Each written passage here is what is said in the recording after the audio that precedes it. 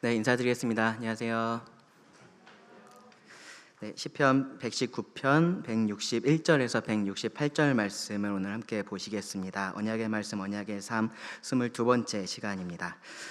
시편 119편이요, 제가 처음에 말씀드렸었던 것처럼 히브리어 알파벳 22개를 따라서요 8절씩 해가지고 각 연이 그렇게 구성이 되어 있습니다. 지난 20시간 동안 우리가 한 연씩 그렇게 살펴봤었고요. 이제 2개만 남았습니다. 오늘 하고 나면은 하나만 남습니다.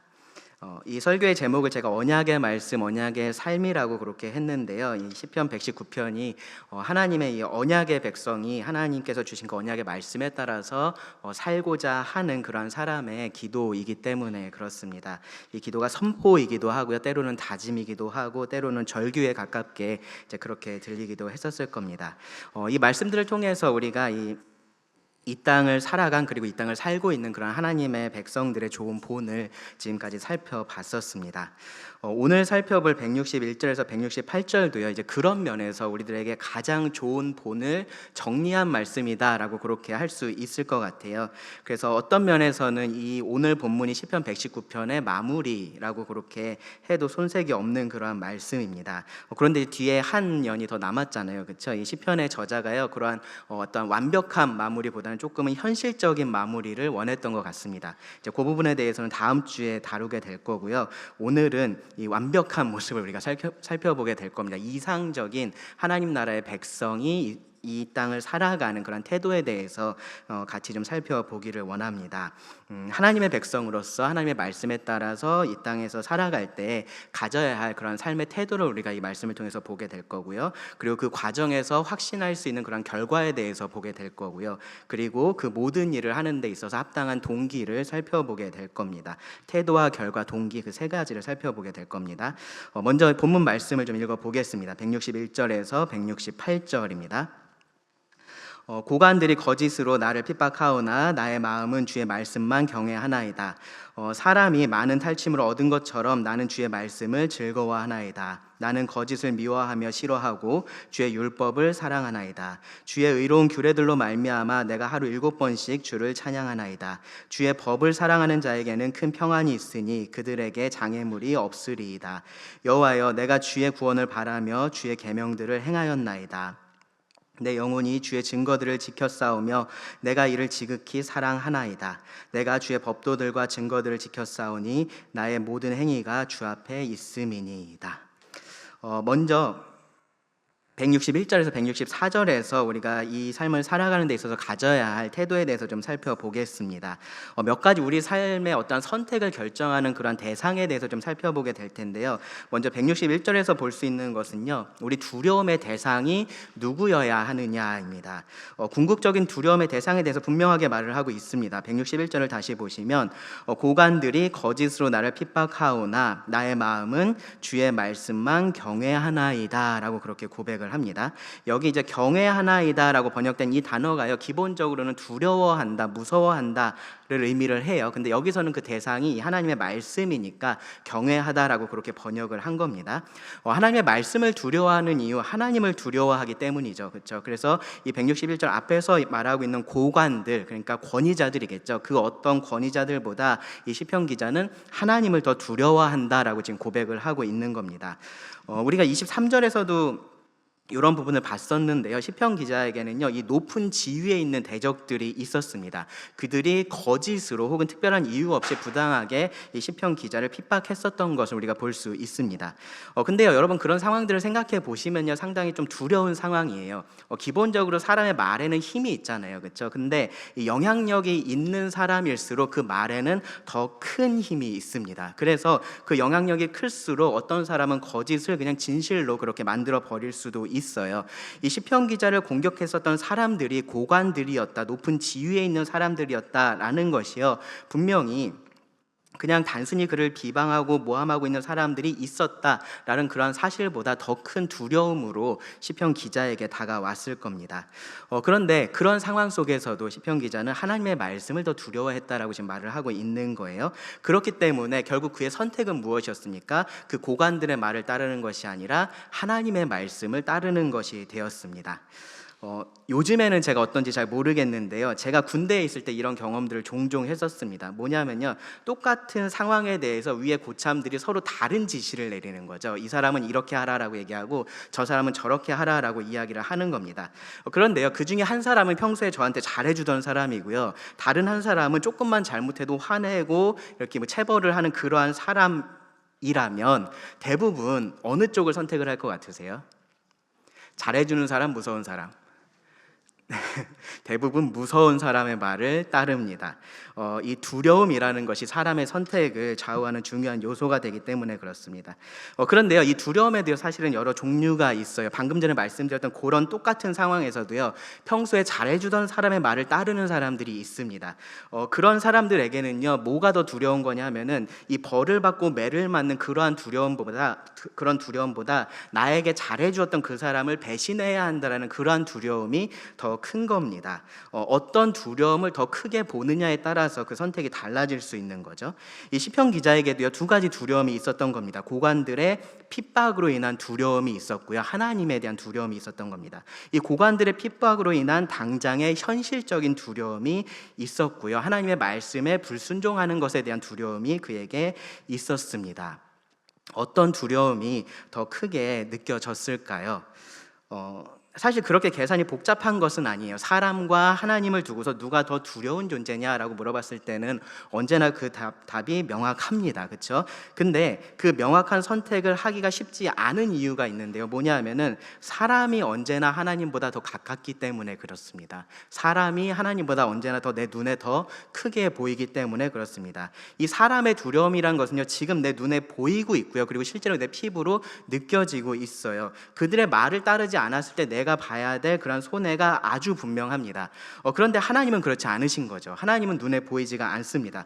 게다가 또 하나 무슨 생각도 드냐 하면요, 하나님은 내가 잘못된 선택을 해도 받아주고 용서해 주실 것 같은 거죠. 그러니까 우리 입장에서는요, 하나님이 나한테 잘해주는 고참처럼 그렇게 보이는 겁니다. 그러니까 하나님이 아니라 사람을 더 두려워해서 사람의 말을 따르게 됩니다. 잘못된 선택을 하는 거죠. 그런데 예수님은 이렇게 말씀을 하셨습니다. 누가복음 12장 4절 5절에서 내가 내 친구 너희에게 말하노니 몸을 죽이고 그 후에는 능히 더 못하는 자들을 두려워하지 말라. 마땅히 두려워할 자를 내가 너희에게 보이리니 곧 죽인 후에 또한 지옥에 던져넣는 권세가 있는 그를 두려워하라. 내가 참으로 너희에게 이르노니 그를 두려워하라. 우리가 순간순간에 이 하나님보다 사람을 더 두려워하는 이유, 그렇게 하지 않아야 되는데 그렇게 하는 이유는요, 제대로 알지 못해서 그렇습니다. 정말로 성경이 보여주고 있는 이 현실을 우리가 보고 있지 못하고요, 믿지 못해서 그렇습니다. 그런 면에서 우리들에게 좋은 본을 보여줬던 믿음의 선진들이 있습니다. 다니엘의 친구들이 그러한 본을 보여줬습니다. 그들의 눈앞에 절대 권력자인 왕이 있었고요, 그들의 눈앞에 뜨거운 풀무불이 있었어요. 이 왕이 세운 신상에다가 절을 하지 않는 그들에게 왕이 한 번의 기회를 더 줍니다. 그리고 자기 명령에 한 번 더 따르지 않으면 즉시 맹렬히 타는 풀무불에 너희를 던져 넣겠다라고 그렇게 위협을 했습니다. 그렇게 왕이 제안을 했습니다. 너희들 그렇게 한 거 내가 한번 봐줄게. 근데 한 번 더 그러면은 정말로 끝이야 라고 그렇게 이야기를 하는 상황인 거죠. 그 왕의 제안에 대해서 이 다니엘의 친구들이 어떻게 대답을 했냐면요, 우리가 이 일에 대하여 왕에게 대답할 필요가 없나이다 라고 말을 했습니다. 고민할 필요도 없다라는 겁니다. 더 이상 생각할 거리가 없다라는 거예요. 단호하게 거절을 했습니다. 왕이 두렵지 않았을까요? 그들 눈앞에 있는 그 풀무불이 뜨겁지 않게 그들에게 보였을까요? 그렇지 않습니다. 그럼에도 불구하고 그들에게 고민할 시간은 필요하지 않았었던 겁니다. 왜 그러냐 하면 답이 정해져 있기 때문입니다. 언제나 사람이 아니라 하나님에게 순종한 것이 옳기 때문에 더 이상의 고민은 무의미했습니다. 그들은 순종을 선택을 했고요, 하나님은 그들을 보호하시고 구원하시는 것으로 보상해 주셨습니다. 다니엘도 똑같은 선택을 했었고요, 그리고 똑같은 그런 경험을 했습니다. 이 다니엘을 시기했던 그 고관들이 계략을 세웠죠. 그래서 이 왕이 아닌 다른 어떤 존재에게 기도를 하는 그런 사람은 사자굴에 던져넣는 그러한 조서를 선포하게 만듭니다. 거기에 왕의 도장을 찍어서 그렇게 하게 해요. 절대로 바꿀 수 없게 그렇게 한 겁니다. 다니엘은요, 그 조서에 왕의 도장이 찍혀 있는 것을 알았습니다. 그리고 아무렇지 않게요, 다니엘 6장 10절에 보면요, 전에 하던 대로 하나님께 기도했다라고 합니다. 다니엘에게도 이미 답은 정해져 있었던 겁니다. 사도들도 그랬습니다. 예수님을 전한다라는 이유로요, 이 대제사장을 비롯한 종교 지도자들이 그들을 핍박했습니다. 그럴 때 사도들이 이렇게 답했습니다. 사도행전 4장 19절 보시면 베드로와 요한이 대답하여 이르되 하나님 앞에서 너희 말을 듣는 것이 하나님의 말씀을 듣는 것보다 옳은가 판단하라. 5장 29절에서도요, 베드로와 사도들이 대답하여 이르되 사람보다 하나님께 순종하는 것이 마땅하니라. 무엇이 옳은지 무엇이 마땅한 것인지 하나님의 백성으로서의 선택은 너무나 명확했었다라는 겁니다. 바울을 비롯한 다른 믿음의 선진들도 똑같았습니다. 많은 고민거리가 그들에게 있었겠지만 하나님을 따를 것이냐 아니면 사람의 말을 따를 것이냐, 그것이 고민이 되지는 않았습니다. 이들이요 실제로 이 권세를 가진 고관들에게 핍박을 받았어요. 그들의 목숨의 위협을 받았습니다. 그런 두려운 상황 속에서도 하나님 순종하기를 선택했다라는 겁니다. 왜 그렇습니까? 하나님이 더 두려운 분이시다라는 것을 알았기 때문입니다. 이 시편 기자가 똑같은 선택을 한 거예요. 하기 싫은 선택을 한 게 아닙니다. 여기 말씀해 보시면 나의 마음은 주의 말씀만 경외하나이다 라고 그렇게 말을 합니다.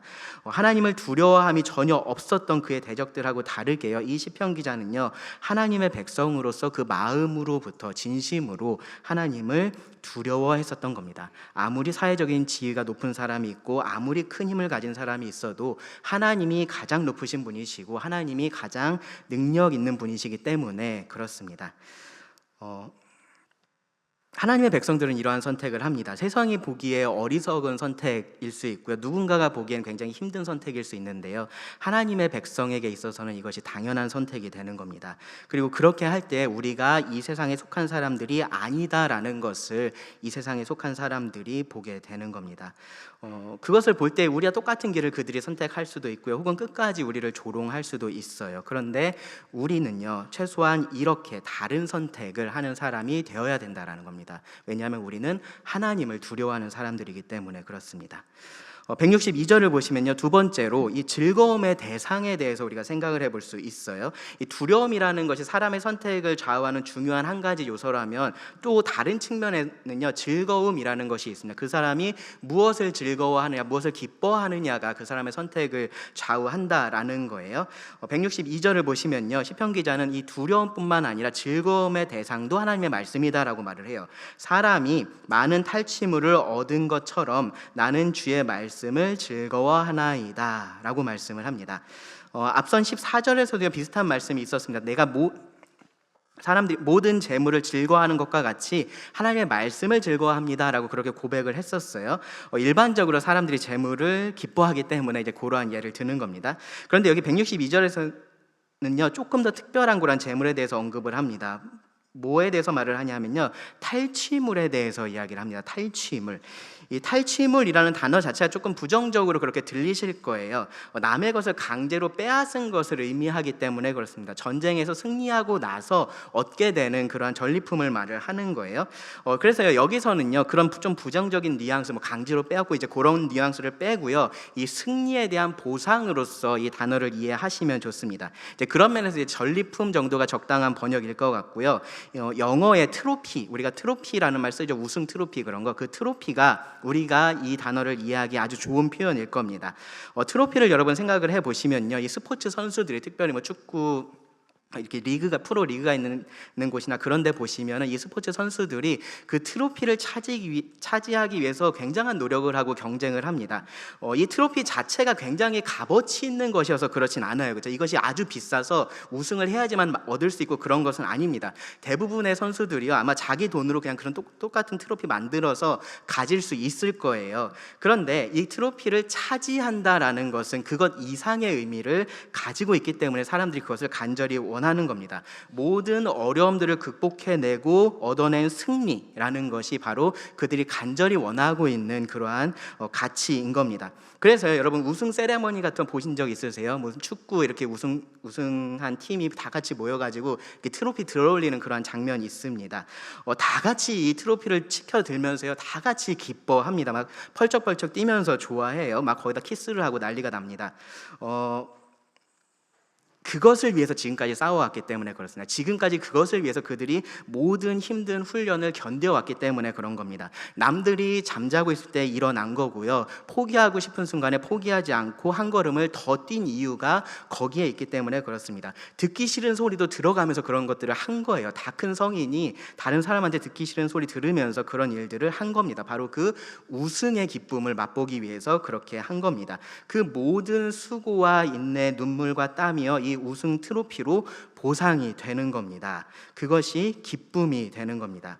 여기 시편 기자가 말하고 있는 이 많은 탈취물을 얻은 자들의 기쁨이라는 것이 바로 그런 기쁨을 지금 이야기를 하고 있는 거예요.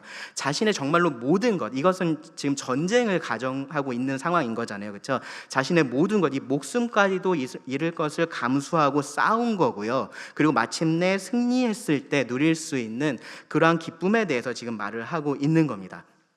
이 기쁨은 인내로 고난을 이겨내고 끝까지 싸운 사람들만이 누릴 수 있는 그러한 기쁨입니다.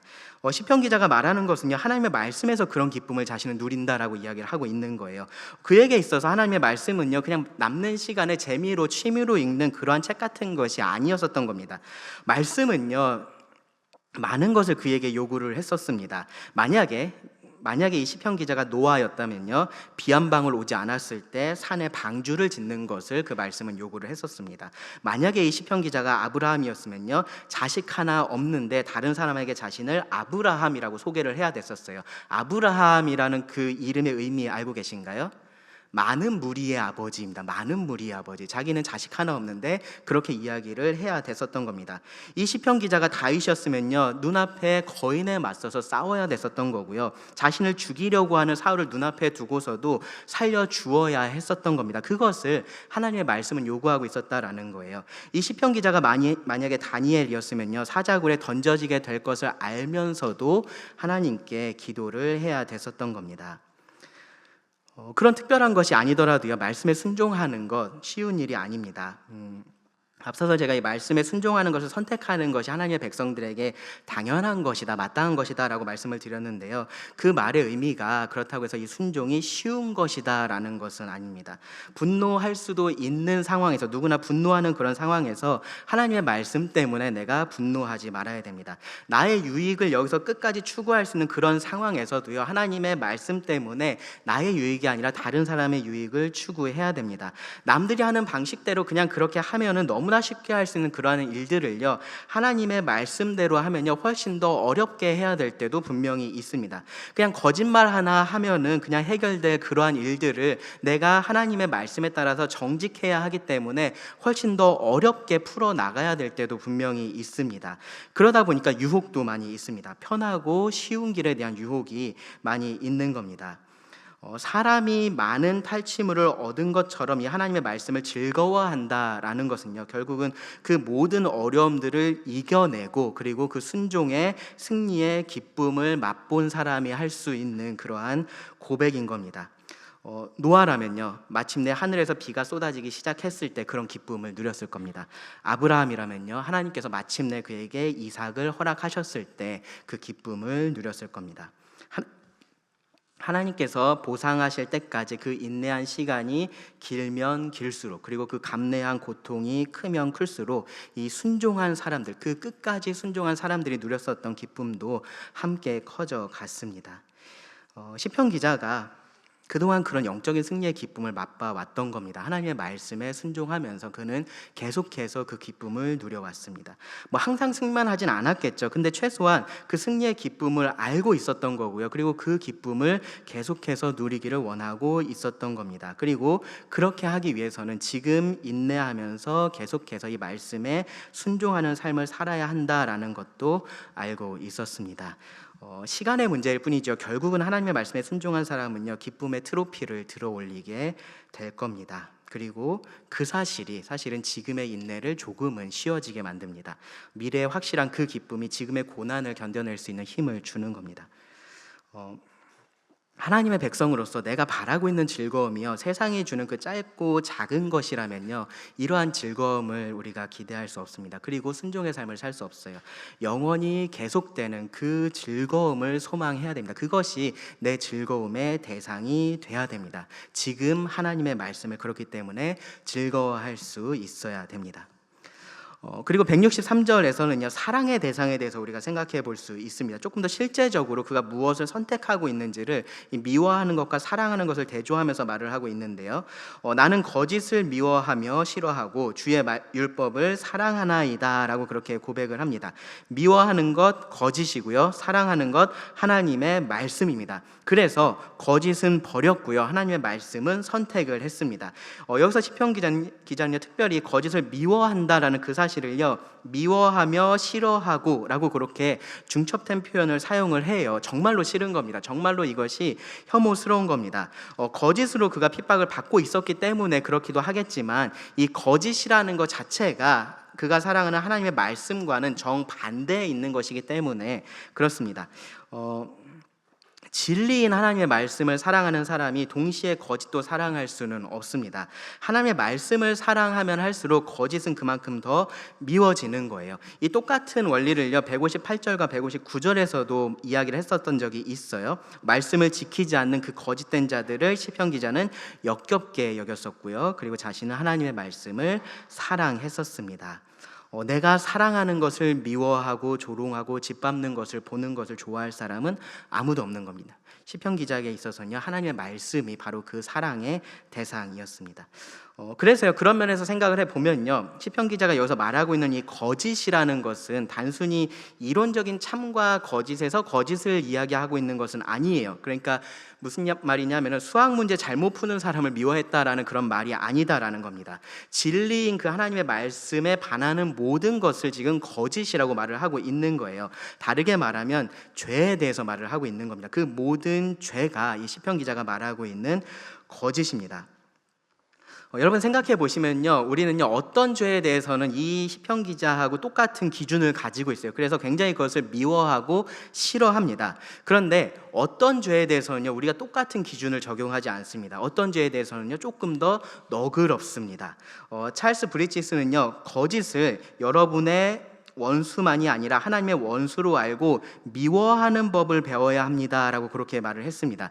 정말로 그렇습니다. 우리가 어떤 죄에 대해서는 너그럽게 대해서는 안 되는 겁니다. 우리가 모든 죄에 대해서 그것을 미워하는 법을 배워야 됩니다.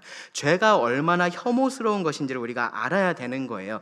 그런데 우리가요, 이 죄악된 세상에 태어났고요, 그리고 우리 자신도 죄인으로서 살아오면서 이러한 죄들에 대해서 정말로 우리가 미워하고 혐오해야 할, 싫어해야 할 이런 죄에 대해서 조금은 무뎌져 있는 그러한 면이 분명하게 있습니다. 그냥 그것이요, 어떤 면에서는 상식처럼 그렇게 여겨지는 부분들이 있는 거예요. 초대 교회 시대를 생각해 보시면요, 그 당시의 세리들에게는요, 그냥 부과된 것 이상의 세금을 걷는 것이 그들에게는 상식이었습니다. 군인들은요, 다른 사람들에게서 힘으로 무언가를 빼앗는 것이 그들에게는 상식이었습니다.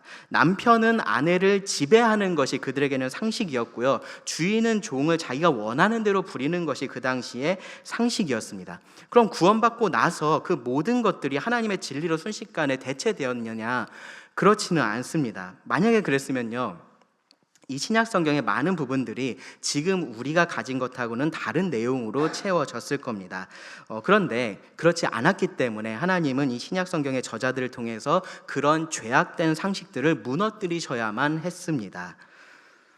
그리고 그 말씀을 받은 사람들은요, 그 말씀에 따라서 그 거짓을 미워하고 싫어해야 됐었습니다. 그때까지 그들이 상식이라고 당연한 것이라고 여기면서 살아왔던 그 모든 것들을 이것은 하나님께서 싫어하시는 죄라고 인정을 해야 됐었고요, 그리고 그렇기 때문에 내가 이것은 미워해야 할 것, 나에게서 멀리해야 할 것으로 그렇게 받아들여야 됐었다라는 거예요. 다른 방법은 없습니다.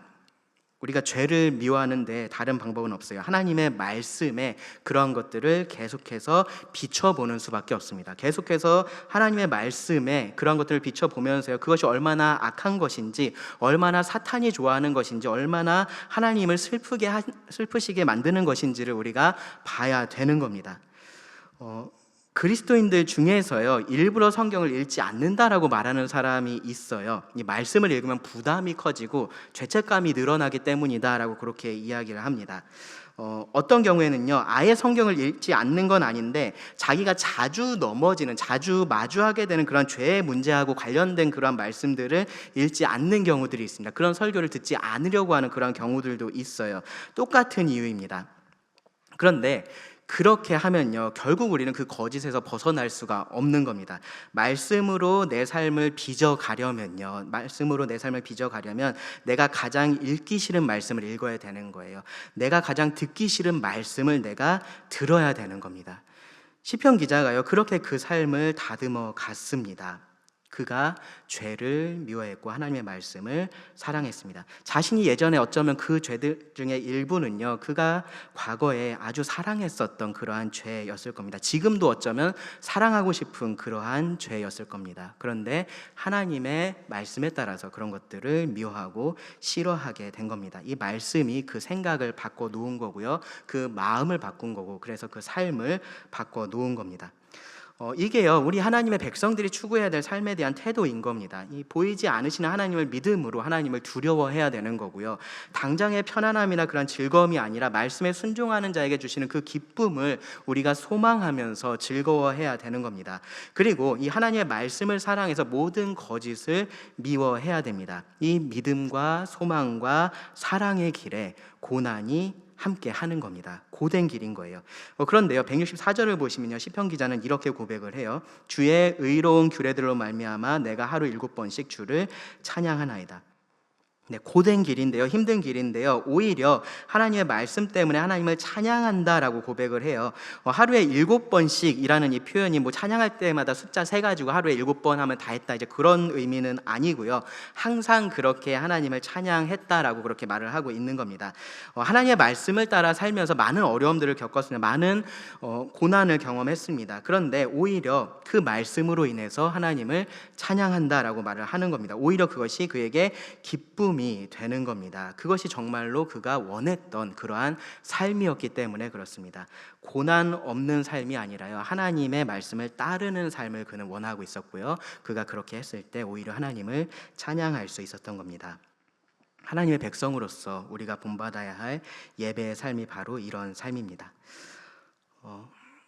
이어지는 165절과 166절을 보시면요, 그 모든 과정 속에서 그가 확신하고 있는, 이 시편 기자가 확신하고 있는 결과를 우리가 볼 수 있습니다. 하나님의 백성으로 사는 삶에 고난이 있다라는 얘기를 정말로 많이 하는데, 사실은 근데 그것이 전부가 아니고요, 그것이 최종 결과도 아니다라는 사실이 여기서 분명하게 드러납니다. 먼저는요, 시편 기자가 그 길에 평안이 있다라고 이야기를 해요. 165절을 보시면 주의 법을 사랑하는 자에게는 큰 평안이 있으니 그들에게 장애물이 없으리이다 라고 말을 합니다. 여기서 말하는 평안, 여러분 잘 아시는 샬롬입니다. 샬롬. 성경이 말하고 있는 그 평안을 이야기를 하고 있습니다. 어떤 어려움도 없는 그러한 상태가 아니고요, 어려움이 있는데 그 가운데서 누릴 수 있는 평안함, 고요함, 영적인 마음의 고요함을 의미를 합니다. 바로의 군대가 막 추격해 올 때요, 모세는 불안에 떨고 있는 그 이스라엘 백성들에게 이렇게 말했습니다. 출애굽기 14장 13절을 보시면 모세가 백성에게 이르되 너희는 두려워하지 말고 가만히 서서 여호와께서 오늘 너희를 위하여 행하시는 구원을 보라. 두려워하지 말고 가만히 서라라고 말을 합니다.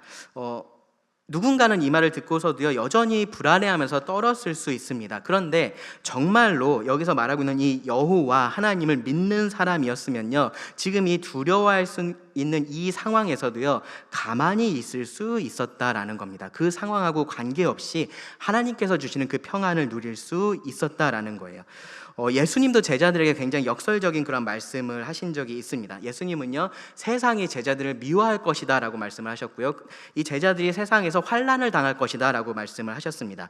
우리가 생각할 때는 평안할 수 없는 그런 상황에 대해서 말씀을 하신 거예요. 그런데 동시에 이렇게도 말씀을 하셨습니다. 요한복음 14장 27절을 보시면 평안을 너희에게 끼치노니 곧 나의 평안을 너희에게 주노라. 내가 너희에게 주는 것은 세상이 주는 것과 같지 아니하니라. 너희는 마음에 근심하지도 말고 두려워하지도 말라. 우리는요, 우리는 상황이 우리의 마음을 주장한다라고 생각을 합니다. 상황이 내 마음의 평안을 주장할 수 있다라고 생각을 해요. 그래서 평안할 수 없는 상황이 있고 평안할 수 있는 상황이 있다라고 그렇게 생각을 합니다. 그런데 그것은요, 우리가 찾아낸 편리한 핑계에 불과합니다. 상황은 우리 마음에 영향을 주지만 주장할 수는 없습니다. 우리는 어떤 상황에 있든지 하나님께서 주시는 그 평안을 누릴 수가 있습니다. 평안을 주겠다라고 약속하신 그 하나님을 신뢰한다면 그렇게 할 수 있는 겁니다. 시편 기자는요, 그들에게는 장애물이 없으리다라고 그렇게 말을 했어요. 여기서 말하는 이 장애물이라는 것이요, 완전히 넘어져서 쓰러지게 하는 그러한 장애물을 의미를 합니다. 무슨 말이냐 하면요, 하나님께서 이 하나님의 법을 사랑하는 자들을 그렇게 보호하시고 보존하신다라는 의미입니다.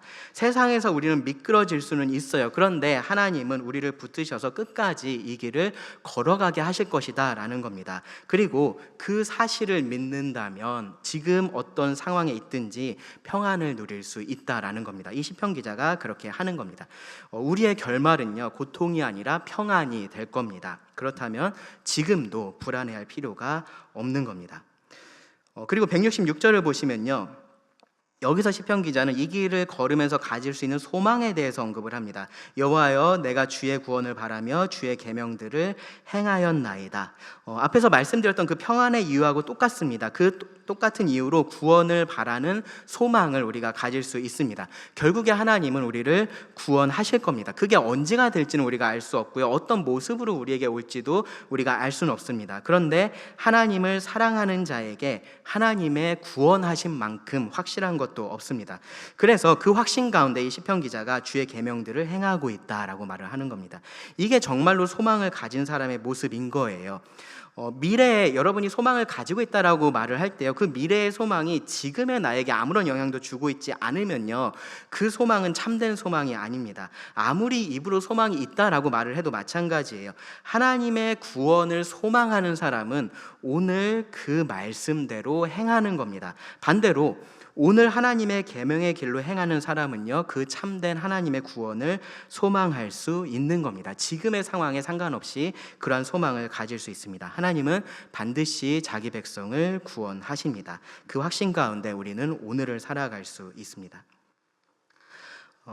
이 삶에 합당한 두 가지 동기에 대해서 또 67절과 68절 말씀을 통해서 좀 살펴보겠습니다. 먼저 167절에서는요, 사랑입니다. 사랑. 내 영혼이 주의 증거들을 지켜 싸우며 내가 이를 지극히 사랑하나이다. 이 사랑이요, 무엇보다도 우선되고 중요한 그러한 동기입니다. 하나님의 백성으로서 이 삶을 살아갈 때 우리들에게 계속해서 힘을 주는 것, 우리를 계속해서 움직이게 만드는 것이 바로 이 사랑입니다. 하나님에 대한 사랑이에요. 예수님은요, 요한복음 14장 15절에서요, 너희가 나를 사랑하면 나의 계명을 지키리라 라고 그렇게 말씀을 하셨습니다. 계명을 지키는 것 자체가 사랑은 아니에요. 그런데 계명을 지키지 않으면서 사랑한다라고 말을 할 수는 없다라는 겁니다. 바울은요, 고린도서 5장 14절에서 그리스도의 사랑이 우리를 강권하시는도다라고 말을 했습니다. 뭐를 강권한다라는 말일까요? 15절을 보시면 그가 모든 사람을 대신하여 죽으심은 살아있는 자들로 하여금 다시는 그들 자신을 위하여 살지 않고 오직 그들을 대신하여 죽었다가 다시 살아나신 이를 위하여 살게 하려 함이라. 그리스도의 사랑은요, 우리로 나를 위해서가 아니라 그리스도를 위하여 살게 강권을 한다라는 겁니다. 그런 그리스도를 사랑하는 사람이라면 순종의 길로 걸으려고 할 수밖에 없습니다. 우리는 이 순종에 대해서 좀 이상한 오해를 좀 가지고 있는 게 있는데요, 뭐냐 하면은 하기 싫은데 그거를 하는 게 순종이라고 생각을 해요. 나는 하기 싫어 죽겠는데 뭔가를 하나님 말씀 때문에 하게 되는 것, 그것을 우리는 순종이라고 생각을 합니다. 그래서 순종이 항상 어렵다라고 그렇게 말을 하기도 해요.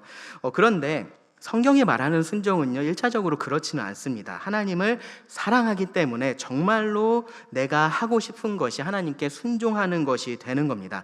시편 기자는 하나님을 사랑해서 그 말씀을 사랑하고 그 말씀의 길로 행했습니다. 올바른 동기에서 나오는 올바른 행위입니다.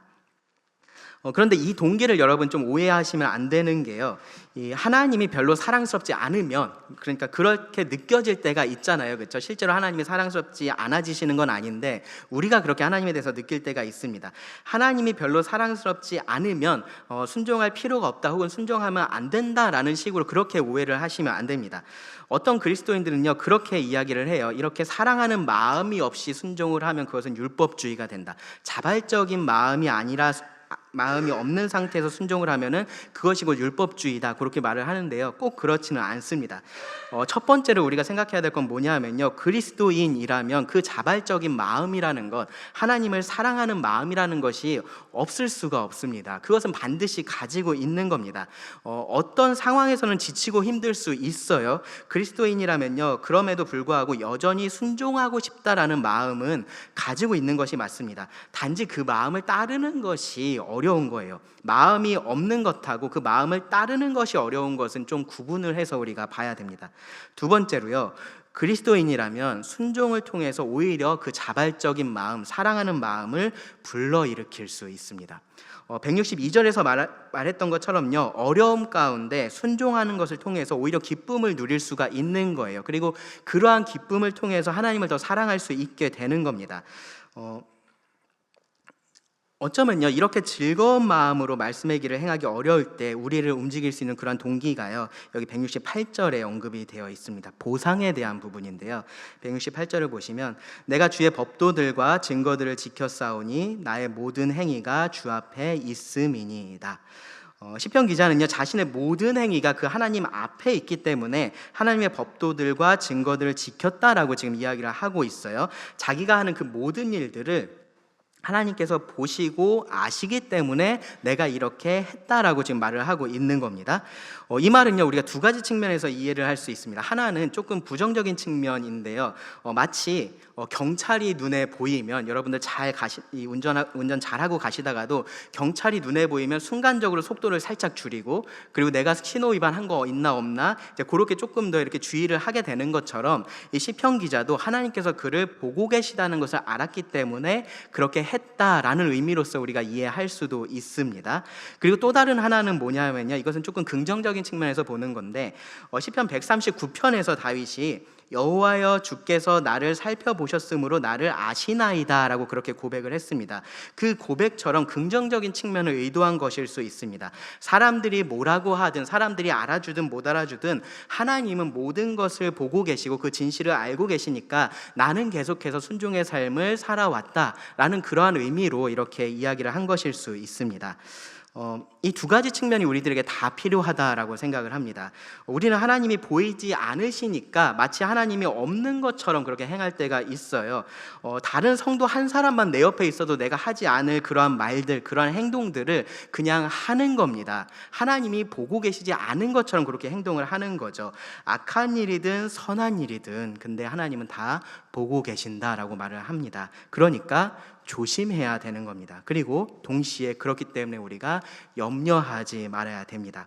하나님이 모든 것을 보고 계시다라는 그 사실이요, 우리가 순종하지 않고 싶은 그러한 마음이 들 때 경각심을 우리들에게 주어야 되는 거고요. 혹은 우리가 낙심한 마음 때문에 우리가 순종하기 어렵다라고 느낄 그러한 때는요, 하나님께서 보고 계시다라는 그 사실이 우리들에게 힘을 주어야 됩니다.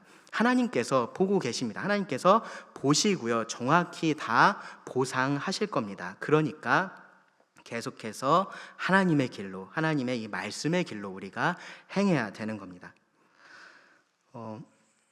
참된 하나님의 백성이면요, 결국은 언젠가 하나님 앞에 서게 될 겁니다. 나는 하나님 앞에 어떤 모습으로 서도 상관없고 그냥 어쨌든 지옥 아니라 천국만 가면은 그러면은 돼 라는 생각을 혹시라도 여러분 가지고 계시면요, 여러분이 정말로 하나님의 백성이 맞는지 한번 점검을 해 보셔야 됩니다. 하나님과의 올바른 관계가 회복된 사람은 그런 생각을 할 수가 없기 때문에 그렇습니다. 어떻게든 하나님의 백성으로서 잘하든 못하든 그 하나님의 백성으로서 이 땅에서 합당하게 살기를 원하는 마음이 그 안에 있는 사람들이 진정한 하나님의 백성이기 때문에 그렇습니다. 어쨌든요, 우리는 그 하나님 앞에 서게 될 겁니다. 그런데 우리는 하나님 앞에 당당하게 서지는 못할 것 같습니다. 여러분들은 모르겠는데 저는 그럴 것 같습니다. 하나님 앞에서 무익한 종이었다라고 그렇게 고백할 수밖에 없을 것 같습니다. 그런데 우리가 그렇게 고백을 하는 것이요, 정말로 내가 그렇게 무익한 종처럼 평생을 살아와서 그러한 고백을 하는 게 아니어야 됩니다. 사랑하지 않는 사람한테 여러분 무엇을 줄 때는요, 그 가치를 따져요. 그렇죠? 그래서 내가 이 사람에게 이 정도 주면 충분히 준 거야 라는 생각을 합니다. 그런데 사랑하는 사람한테 무언가를 줄 때는요, 그렇게 하지 않습니다. 아무리 내가 가지고 있는 가장 좋은 것을 준다고 해도요, 그것으로 충분하지 않다라는 생각이 항상 그 마음 가운데 있습니다. 사랑하는 하나님 앞에 우리가 서게 될 때 그러한 마음으로 서게 될 겁니다.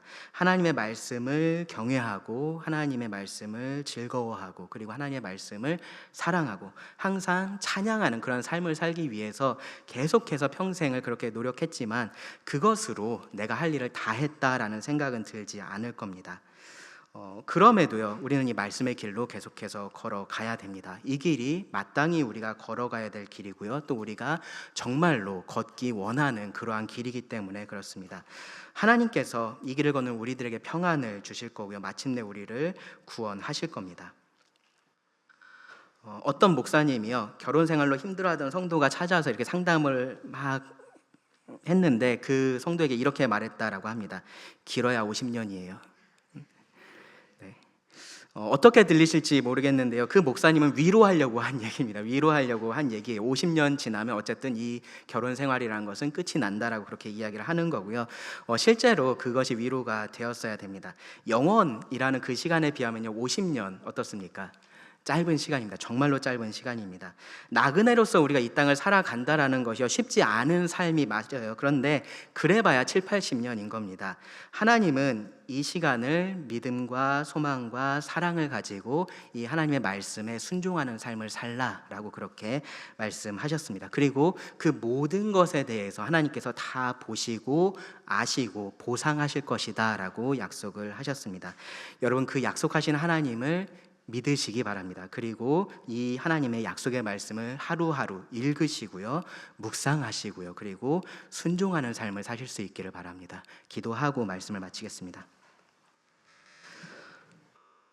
하나님, 연약한 우리들을 하나님의 백성으로 삼으시고 또 이 땅에서 우리들을 통하여서 하나님을 나타내 보여주심에 감사를 드립니다.